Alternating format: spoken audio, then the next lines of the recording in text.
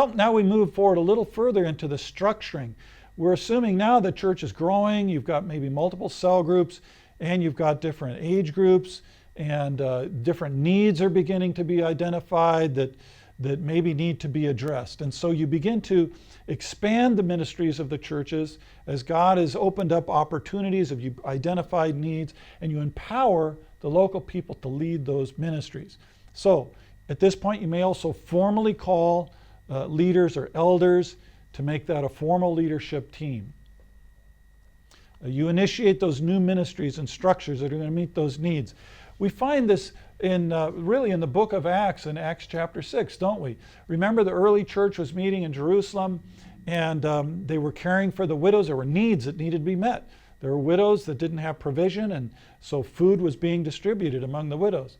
But remember what happened? There was a conflict. And the Greek-speaking, these were all Jewish believers, but there were Greek-speaking widows, and then there were the Hebrew-speaking widows. And there was a tension. Some were thinking, well, they're getting more of the food than we are. And you're giving preference to that group. Yes, even in new churches, the conflict, even in the New Testament, there were some conflicts. And these were ethnic conflicts. The question we had before about, well, what about different groups that don't get along? Well, we see that right in the early church. So the elders are kind of now saying, okay, we've got this need, we've got a problem, the distribution of food, and the leaders are saying, man, there's just so much to do, we're overwhelmed. So what did they do? They created a new ministry team, a new structure to meet that need. And those were the deacons. And so they said, they got to be spiritual people. We're not just taking anybody, spiritual people that will now be the deacons. And because why? Because now they said the apostles should be devoted to the teaching of the word and prayer. So they began to specialize their priority in prayer and in preaching and teaching. But then they created a new ministry that would take care of this particular need, the distribution of food. And so they created a new ministry. And it's no surprise then that as they took care of that need, they addressed the conflict. They didn't avoid the conflict. They didn't sweep it under the carpet. They addressed the need. They created a new ministry to address that need. And then it said they presented these deacons to the apostles. They prayed and laid their hands on them. So there was a public recognition of this new ministry. And then verse 7, so the word of God spread, and the numbers of disciples in Jerusalem increased rapidly, and a large number of priests became obedient to the faith. And I think in the book of Acts, we keep seeing these statements about how the church grew and the word of God spread. This is one of those points. And I believe Luke puts those little growth statements at very strategic points as he's telling the story.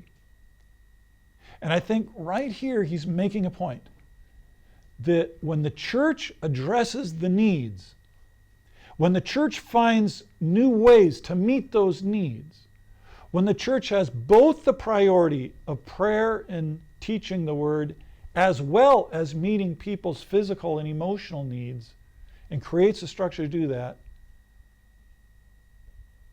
God put his hand of blessing on the church, and the church grows. And I think that if the apostles had not dealt with that issue, there could have been division in the church. There would have been conflict. The cause of Christ would have been set back. The apostles would have been overwhelmed. They would have probably experienced what we call burnout in the modern day language. But they found a way, God led them to create new structures. And this is what can start happening at this phase of the church. Things are growing and the leaders are feeling more and more the burden of ministry growing and the needs of the people. And finding those new ways, so whether it's deacons or it's a new ministry team or whatever that is, you create those and you train up the people to do it. So it's not just the same leaders, the same people now just taking on more and more responsibility. And as new people are coming in, you're assimilating those new people into the life of the church. And we'll talk a little more about that later. Evaluate, how is the church developing? Are we developing in a healthy way? Sometimes things are happening so quick that we don't have time to sit back and evaluate where are the needs? Are we developing healthy? What do we need to address? And in some places, you will organize the church legally at this point. You have installed leaders that are recognized leaders. You have a structure. And so it may be at this point you say, we will officially organize, register with the government, whatever the appropriate way of formalizing the existence of the church is where you are. And the goal here is to have full financial autonomy. So if this church was somehow being financially subsidized, or maybe there were foreign funds coming in, maybe there was a missionary or a church planter that was being supported by another church, the idea here is to develop that church to where it's able to financially be autonomous. Why? Because as long as it's still dependent, it's not going to really be in a place to start new churches. They're still receiving help. How can they really begin to launch others if they're still dependent? So the idea here is, again, local sustainability so that then they can begin to launch others. So here the role of the church planter becomes multiplying. So I'm training others who then can train others to do ministry because these ministries are beginning to expand. And so many churches reach a bottleneck in their growth because they have not learned how to mobilize new workers, and they've not learned how to create new ministry and ministry structures to meet people's needs. If you have a church where people have needs, so whether the widows who are not being served properly, or whether there are other spiritual needs or emotional needs in the church that are not being addressed, the church is going to suffer. So that's going to be the critical feature at this phase. Well, now we kind of come to that point where we talk about multiplying. Now remember what we said. Multiplication of disciples, leaders, cells, that is hopefully going along the whole way.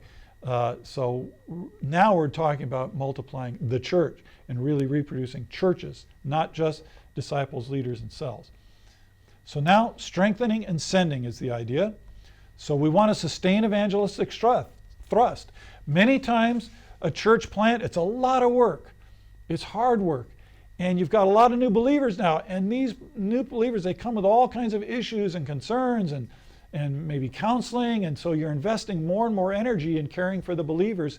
And what can happen is a couple of things. One, the energy now becomes inwardly focused. So you lose your evangelistic thrust outward. Now sometimes there's a season in the life of the church where you have to focus on the needs of these new believers because they're overwhelming. But you can't let it stay there. You've got to come to that point where your outward focus happens again. That's one thing, the inward focus. The other thing is you can become comfortable and say, we've worked so hard to get this church going, and now we've finally got, our ministry going. We're finally paying our bills. We finally got a place to meet. Phew. And so you sort of sit back and just say, let's just keep the sheep in the pen happy. Let's just keep the ministry going. And you're kind of getting tired. You don't have the energy to say, let's start something new. And that's going to be a danger. And so sustaining that momentum and outward focus is going to be a key here. Preparing that church for reproduction. Where would be that location? You know what we did when we started some of our churches? When we started in Ingolstadt, for example, the church we were planting, when we had our very first leadership weekend where we hadn't even started Sunday services. We were just building our team. Already we were praying and saying, God, where might be our first daughter church? People are going, what? We haven't even started this church yet. Now you're talking about starting another church already. I said, well, yeah, this is just a vision, but where might God have us start another church? And so I said, well, the next city up the river is Neuburg on the Donau, on the Danube River. Okay, well, someday maybe God will open that door. So we just kind of had that as a goal. Later on in the church, it was actually after I left, they started a daughter church in Neuburg. But see, the seed had been planted way back in the beginning. And an interesting thing happened. I had mentioned that we'd done evangelistic efforts, and we did a tent evangelization, and there were a number of people who came to the Lord. Guess what town some of those first believers came from? Neuburg. So early along, we'd been kind of praying about that. And then in our first major evangelistic thrust, some of the first people were from that very town we've been praying about. And guess what? The leaders in that church They were some of the people who became believers at that first evangelistic effort, and now they're leading that church in Neuburg, that daughter church. And so sometimes you plant those seeds very early along, and then you let, in God's timing and God's working, that door open up. And this is where that can happen in that phase. So the role here is to be then that multiplier to the memory, where eventually the church planter either moves on or takes a role of facilitating, reproducing more churches in that area. Let me just mention one more thing in conclusion of this section on developmental phases, and that is to emphasize the different spiritual gifts that are required for these different phases. Now, hopefully in your launch team, you have people with a number of different spiritual gifts, because no one has all the gifts. So let's just go through these. Now, in the launching, establishing, structuring, multiplying phases. And then, of course, as you launch a new church, that starts in the new church all over again. In launching, you need people who are evangelists, and they have that apostolic kind of gift, which is not like the 12 apostles, but sort of that pioneering, leadership, visionary. I need to build on no other man's foundation. I want to preach Christ where he's not been known. You need those kind of people, and you need at least some that have some gift of evangelism. Why? Because that's how you build the church. And if you don't lead people to Christ, there's nobody to disciple later, and there's no church. So you need evangelist, apostle type people. But as you begin to gather, then it becomes more important to have that teacher, the counselor, because people are new believers, they have these needs, they come from broken families, they have addictions, and they don't know what it means to live as a Christian. They've got all these personal issues. I mean, that's what happens when you lead a lot of unbelievers to Christ. They come with all their little personal issues, right? And so the problem is, evangelist apostle types, they're saying, hey, let's go win some more people for Christ. Let's go conquer a new mountain. It's like, what's the problem with you people that got all these personal problems? Get with it. Let's just go. And they don't necessarily have that concern to nurture and care for these issues as much. So you need people that have that kind of a gifting and love to do that. And you need the teachers who are going to give the people the solid meat of the word and help them get established in their faith. Well, then as a church begins to grow, as we said, it needs to have structure. And you need to launch new ministries. And that's where you need this gift of ruler manager.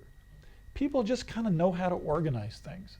Now, sometimes people who are the counselor types or the teacher types, they're just more into people relational things. They're not the organizer types, right? But you need those people who know how to structure things, how to do budgets, and how to just do what needs to be done to expand ministries in a meaningful way. Well, then when you get down to launching again and multiplying and starting a new church, then you need the evangelist apostle type again. Now here's my observation, and I've seen this unfortunately over and over again. Because the lead church planter doesn't have all the gifts, the church will tend to stay wherever that person's gifts are. So if that person is really an evangelist apostle type, it doesn't really get to a real strong church because you don't have the gifts of teaching and counseling and helping people grow strong in their faith. And people become frustrated after a while because they say, we've got these needs, and that person just wants to go out and evangelize and start new things, but we have needs that aren't being met, and then there can be a tension and frustration in the church. Or the other thing can happen. The church planter is really more of a teacher, counselor.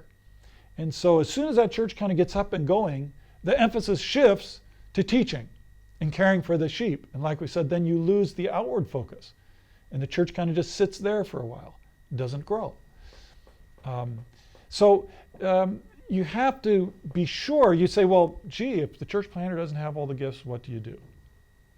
Well, you either recruit people on your team that do have those gifts, but better yet, you look for people in the church of those new believers who do have those gifts. Remember Apollos. He was a new believer from Ephesus that was discipled and then sent. And he was more the teacher type. Or you have a Priscilla and Aquila who actually discipled Apollos. Now, Paul didn't do that. And so he had those kind of people on the team that could do that type of discipling. Have you benefited from our teaching ministry? Have you found TVS videos helpful and relevant? Please consider supporting us with your prayers and financial gifts. For more information, visit tvsseminary.com.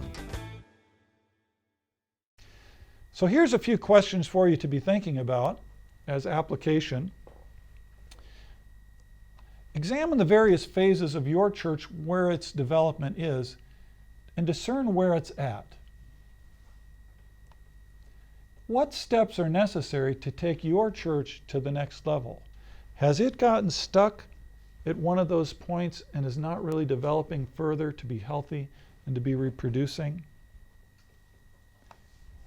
And to look at yourself and say, what are your spiritual gifts and where do they fit in the healthy development of a church?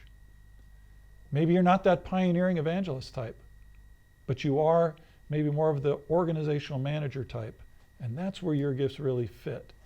And so you bring yourself, apply yourself to that. And you rejoice at those who have other gifts. You find your niche in the development of the church.